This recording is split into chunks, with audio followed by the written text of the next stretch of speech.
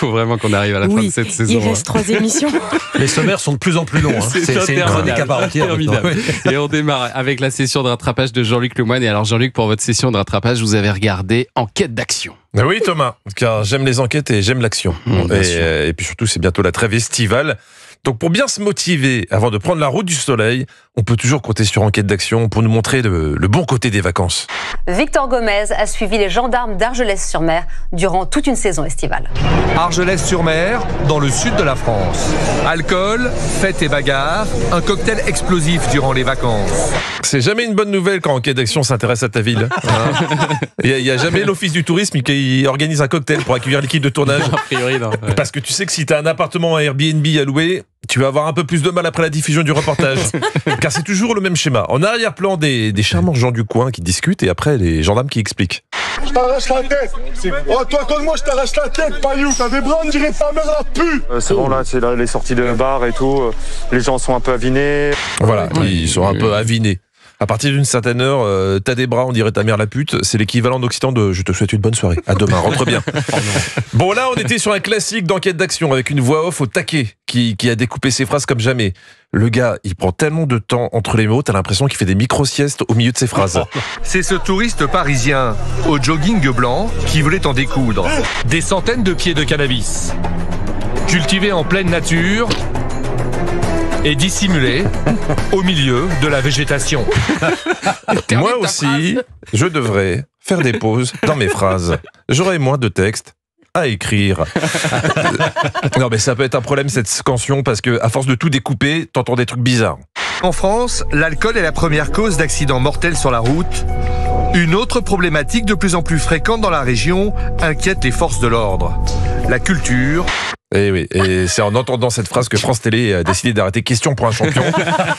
Non mais c'est vraiment une saloperie la culture. Hein. Mais heureusement, d'honnêtes citoyens aident les gendarmes dans cette lutte. Un appel anonyme a conduit les enquêteurs sur une production à grande échelle de culture. Encore un enfoiré qui faisait pousser des livres en pleine nature. Vas-y, viens, j'ai l'assommoir pour 10 balles, t'en veux? Bon là, à Argelès, les gendarmes doivent lutter contre des gens alcoolisés ou sous l'emprise de stupéfiants. Et ce qui compte quand tu te fais attraper, c'est ton aplomb. Là, ils avaient un doute sur un conducteur au regard étrange. Il a l'air complètement lunaire, quoi. Il n'est pas dans son état normal. Quand vous me dites ouais, vos yeux sont rouges, je suis pas défoncé.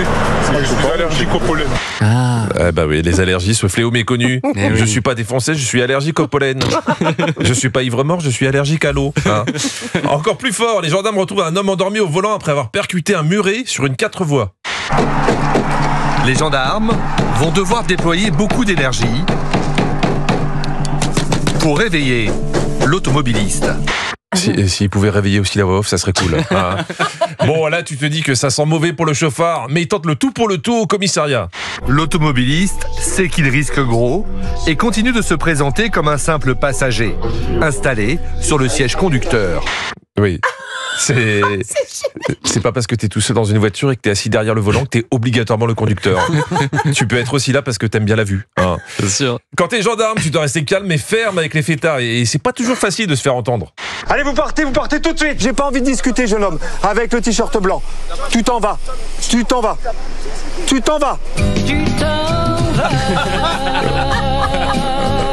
Oui, quand ça va pas, Julien, il y a rien de plus fort qu'un la barrière. C'est une méthode de gendarme, d'adoucir les gens avec la musique. Hein. Je vous assure, une autre preuve. L'accès sur les lieux, c'est assez étroit. Alors on arrive ici par cette route.